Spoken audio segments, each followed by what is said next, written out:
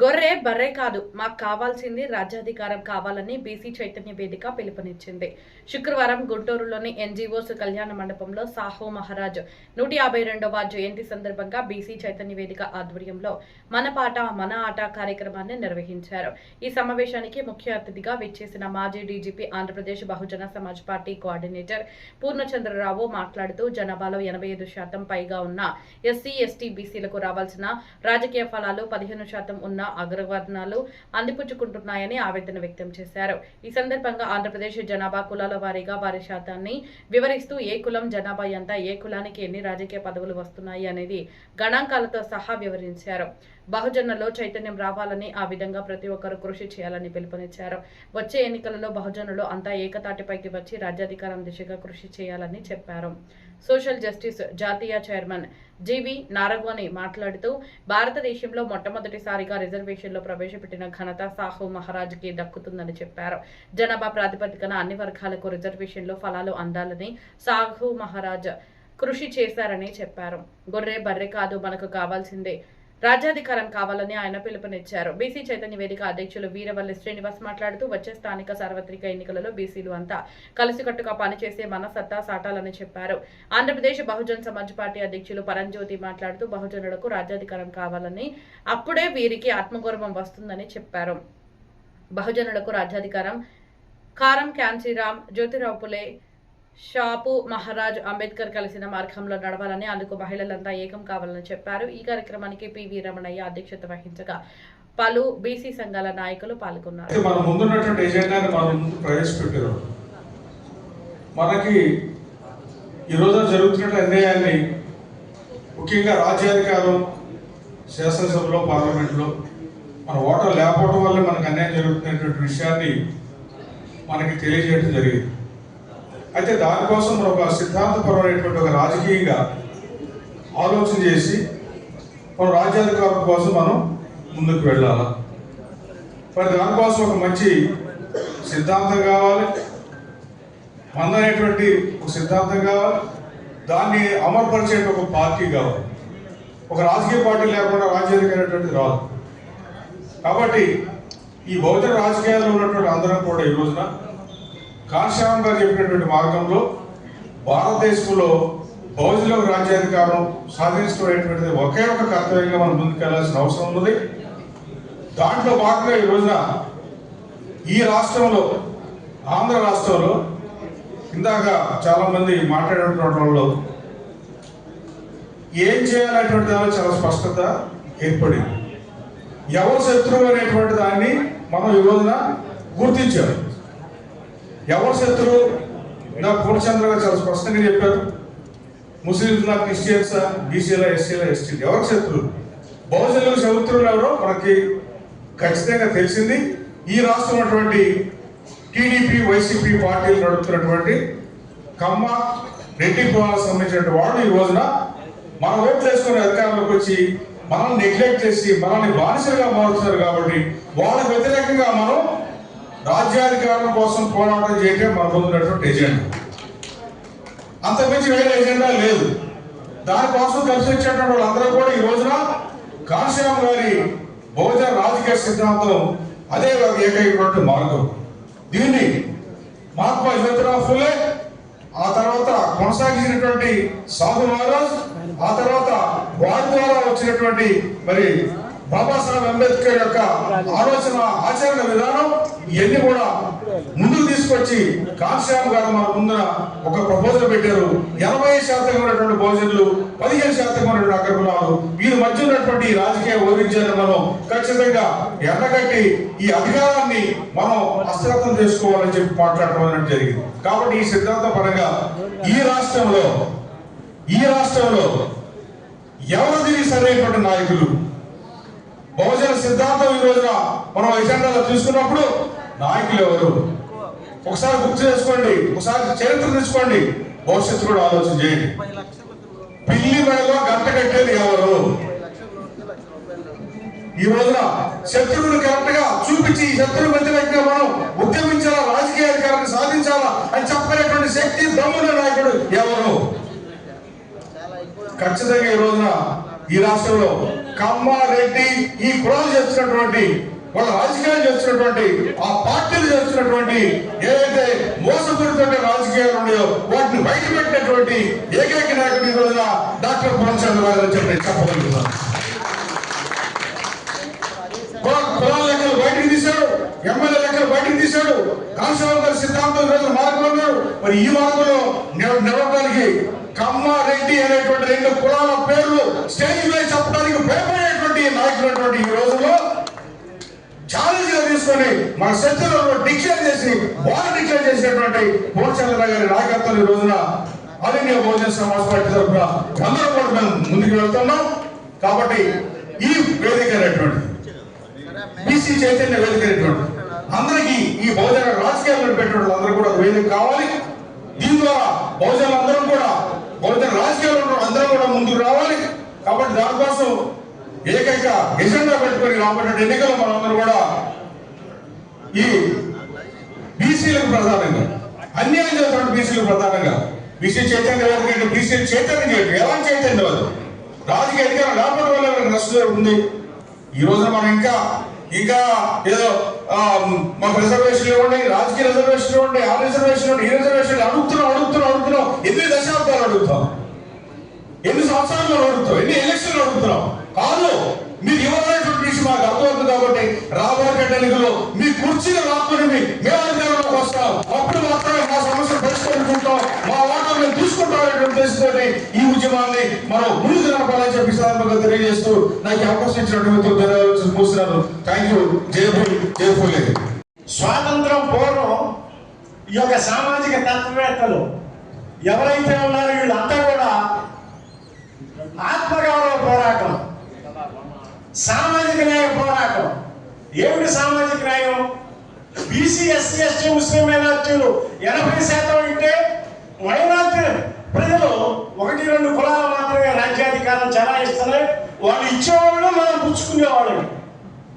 మనం ఓట్లేసి వాళ్ళని గెలిపించి అసలు నిజమైన శత్రువులు ఎవరైతే పూర్ణచంద్రరావు గారు చెప్పారు, ఎవరైతే మిత వైవిధ్యం శత్రు వైవిధ్యం, మనలో ఎవరైతే ఉన్నారో వాళ్ళ బీసీ సెల్స్ ఆధిపత్య అగ్రకుల కమ్మారెడ్డి పార్టీల్లో ఎవరైతే ఉన్నారో మనవాళ్ళు వాళ్ళే మనకి నిజమైన శత్రువులు. ఇక్కడ సమాజంలో కుల చైతన్యం వచ్చింది, బీసీ చైతన్యంగా రాలేదు.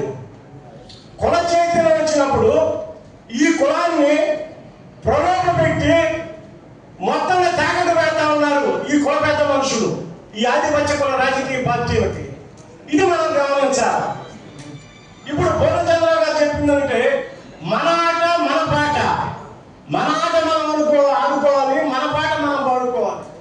వాడి ఆట కాదు, ఆధిపత్య కుల రాజకీయ పార్టీల ఆటలు పాటలు వాళ్ళని మనం పూజించటం, మనం మానుకోవాలి. అనేక మంది వేల విగ్రహాలు వాళ్ళు పెడతా ఉన్నారు వాళ్ళ పార్టీకి సంబంధించింది. వాళ్ళ విగ్రహాలకి మనం దండ వేస్తా ఉన్నాం, వాళ్ళ పొగుతా ఉన్నాం, ఓట్లు వేస్తా ఉన్నాం. అయితే ఈ సామాజిక తత్వవేత్తలు ఎవరైతే ఉన్నారో వీళ్ళ విగ్రహాలు కట్టుకుంటామంటే వాళ్ళు పర్మిషన్ ఇవ్వరు. అయితే వీళ్ళకి మరి వాళ్ళ ఓట్ల కోసం ఇవాళ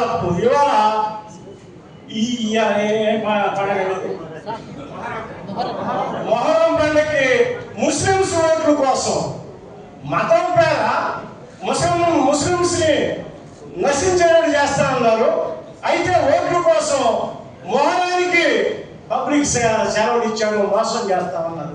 అయితే ఈ యొక్క తత్వవేత్తల యొక్క జయంతులకు ఇంతవరకు కూడా అధికారపూర్వకమైనటువంటి సెలవులు ఇవ్వటం లేదు. కాబట్టి మనం కూడా అర్థం చేసుకోవాలి, ఎవరు మిత్రులు ఎవరు శత్రువులు. సామాజిక న్యాయం మన వాటాలు శతాబ్దాలుగా ఎవరు అణచివేత గురి చేస్తున్నారు, వీళ్ళు మన శత్రువర్గమే. మన జనాలను మనం చైతన్యం చేసుకోవాలి. రేపు రాబోయే స్థానిక సంస్థల ఎన్నికల్లో ఒక చిన్న ప్రాక్టికల్ చేద్దాం.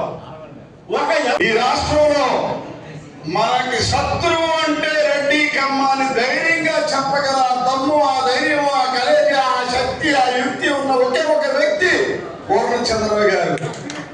అదే దమ్ము వారికి అదే విధంగా ఇక్కడ చాలా ఆనందంగా ఉంది. అసలు ఈ మీటింగ్ ని ఆరాధన చేయడానికి మేడం గారు దేవి గారు అదే విధంగా ఉమాలక్ష్మి గారు, పద్మజ గారు, గౌరీ, ఇంకా చాలా మంది బీసీకే మేడం, వీళ్ళందరూ కూడా వచ్చారు. చాలా ధన్యవాదాలు. మనకి ఈరోజు సాహు మహారాజు గారి 152వ జయంతి సందర్భంగా పెట్టుకున్నటువంటి మీటింగ్ వీరవల్లి శ్రీనివాసరావు గారు విజయవాడలో డిక్లేర్ చేశారు. ఈ రోజు మళ్ళీ మీటింగ్ ఇక్కడ ఉంటుంది గుంటూరులోనండి. సాహు మహారాజు గారికి మనందరం వారసులు, అందుకనే జై హో సాహు మహారాజు అని ఇందాక నిలదించాం. జై హో సాహు మహారాజు. కానీ సాహు మహారాజు గారి ఫోటోలు ఎంతమంది మన ఇళ్లలో పెట్టుకున్నాం? ఇక మిగతా కోడిచంద్ర గారు చాలా మీటింగ్లో చెప్పారు, ఆ ఫోటోలు మనకు వద్దు, ఈ ఫోటోలే కావాలి. ఈ ఫోటోలు స్టేజ్ వరకు కాదు, ఈ ఫోటోలు మన ఇళ్లలోకి రావాలి, మన కుటుంబాల్లోకి కావాలి. సాహు మహారాజు కుటుంబాలు కావాలి, బహుజన కుటుంబాలు కావాలి. అప్పుడే మనకి బహుజన రాజ్యాధికారం వస్తుందే తప్ప ఇక్కడ జై హో సాహు మహారాజు అని చెప్పి బీజేపీకి ఓటేస్తే రాదు. బీజేపీ అంటే పార్టీ కాదు, బీజేపీ అంటే బాబు, జగను, పవను. బాబు, జగను, పవను, వీళ్ళకి ఓటే. ఇక్కడ జై హో మహారాజ్, సాహు మహారాజ్, అక్కడ జై హో బీజేపీ. ఇక్కడ ఉన్న వాళ్ళలో కొంతమంది నాతో సహా. కాబట్టి మార్పు మన ఇంటి నుంచి రావాలి, మార్పు మన ఇంటి నుంచి రావాలి. మన ఇంటిలో సాహు మహారాజు కుటుంబాలు కావాలి, పూల కుటుంబాలు కావాలి, సావిత్రిబాయి కుటుంబాలు కావాలి, అంబేద్కర్ కుటుంబాలు మారాలి, పెరియార్ కుటుంబాలు రావాలి. ఆ కుటుంబాలన్నీ కలిసినప్పుడే బీసీ రాజ్యాధికారం వస్తుంది తప్ప మిగతాటప్పుడు రాదు. కాబట్టి ఆ కుటుంబాన్ని ఏర్పరచు. సాహు మహారాజు గారు ఎప్పుడో 1902 మరి జూలై 26వ తారీఖున 50% రిజర్వేషన్లు బీసీలకి ఇచ్చారు. ఆయన చూశాడు రాజ్యాధికారం వచ్చినప్పుడే. ఆయన ఏమన్నారు? మేము వేలాక్షర మంత్రాలు నీకు చదవము, నీ పట్టాభిషేకానికి. మరి ఎందుకు చదవరు? నువ్వు క్షత్రియుడు కాదు, పుట్టినతోనే నువ్వు బీసీ కుంభీ కులానికి చెందినవాడు కాబట్టి క్షత్రియుడికి మాత్రమే మేము వేలాక్షరణ చేస్తాము, మిగతా వాడికి పురాణ కాలక్షేప మంత్రాలు చదువుతామని అయ్యే చదివారు. తర్వాత రోజువారీ పూజాది కార్యక్రమాలు కూడా సంస్థానంలో ఆనాటి పురోహిత బ్రాహ్మణ వరకు ఛాందస సనాతన ధర్మాన్ని అనుభవిస్తున్నటువంటి ఆ వరకు నిషేధించారు. వాళ్ళు సహకరించలేదు. ఆయన అప్పుడు అనుకున్నాడు, సార్వభౌమాధికారినైనటువంటి రాజునైన నాకే ఇలా ఉంటే సామాన్యులకి ఇంకెలా ఉంటుందని ఆలోచన చేశాడు. పూలేరు సత్యశోధక సమాజం ఆయన మీద ప్రభావం చూపింది. వెంటనే రిజర్వేషన్లు ప్రపంచ చరిత్రలోనే మొట్టమొదటిసారిగా భారతదేశ గడ్డపై రిజర్వేషన్లను ప్రత్యేక అవకాశాలు బీసీలకు ఇచ్చినటువంటి మహానుభావుడు జై హో మహారాజ్, సాహు మహారాజ్. ఆయన ఫోటో మనం పెట్టుకోకపోతే ఎట్లా? పెట్టుకోవాలి, ఇంట్లోనే కాదు హృదయంలో పెట్టుకోవాలి. పిల్లలకి చెప్పాలి, ఇక్కడ యూతే కావాలి. రేపు పొద్దున్న వచ్చేటువంటి జంజీ అన్నారు, పక్కన కాక్రోచ్ పార్టీలు వచ్చేస్తే వాళ్ళందరికీ మన సాహు మహారాజు మన నాయకుల యొక్క గొప్పతనాన్ని చెప్పాలి. అప్పుడు ఆయన ఏం చేశాడు? 50% కొలువులో చూశాడు. ఇందాక నారాయణ గారు చెప్పినట్టుగా 100 ఉద్యోగాలు ఉంటే నాటి మెకానికల్ విద్యని బ్రాహ్మణుల ముందు తీసుకున్నారు. తీసేసుకుని మొత్తం ఉద్యోగాలు 100కు 100 రిజర్వేషన్లు అనుభవించినటువంటి జాతి బ్రాహ్మణ పురోహిత వరకు ఈ దేశంలో ప్రప్రదంగా ఆయన చూశాడు. ఇదేంటని నేను 100కు 100 ఉన్నారా? నో 50% అలా 50% తీసేశాడు. ఆయన ఏం చేశాడు? కొలువులో అయిపోయింది సార్. కొలువులో ఉండేటప్పుడు షెడ్యూల్ క్యాస్ట్ వాడుతూ, నిమ్మల కూరలు వాడుతూ మంచిని తెప్పించుకుని తాగేవాడు. వేటకెళ్ళేటప్పుడు వాడుతూనే మంచిని తెచ్చుకుని తాగేవాడు. మిగతా వాళ్ళందరికీ తాకి తప్పేది కాదు. భోజనం కూడా ఆవిడతోనే వడ్డించుకునేవాడు. అంటే మార్పు, సామాజిక మార్పును తీసుకొచ్చి సామాజిక న్యాయ మహర్షి లోకరాజ్ అనే బిరుదులతో చేసినటువంటి సాహు మహారాజ్. మరి మనం ఏం చేయాలి? ఇప్పుడు మనం ఆ కుటుంబాలని చేసుకుని రాబోయే కాలంలో ఖచ్చితంగా మనకు శత్రువులు ఇద్దరని చెప్పారు. ఒకడు రెడ్డి కమ్మ మన శత్రువులు అని చెప్పారు. నేను అంటాను, ఆ బాహ్య శత్రువులు, అంతర్గత శత్రువులు ఎవరు? వాళ్ళకి జిందా ఇక్కడ జిందాబాద్